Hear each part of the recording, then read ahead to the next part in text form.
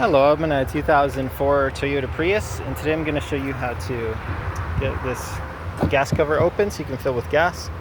So as you can see, it's got like a safety feature that keeps it closed. So you go up to the driver's door here, open it up, and then if you look down, you should see a lever here with a little resistance to pull, and that should pop that cover open. So we'll go back, and sure enough, it's loose now. So here, always make sure to read as needed, but you'll open this up, fill with the gas as needed. It takes regular gas.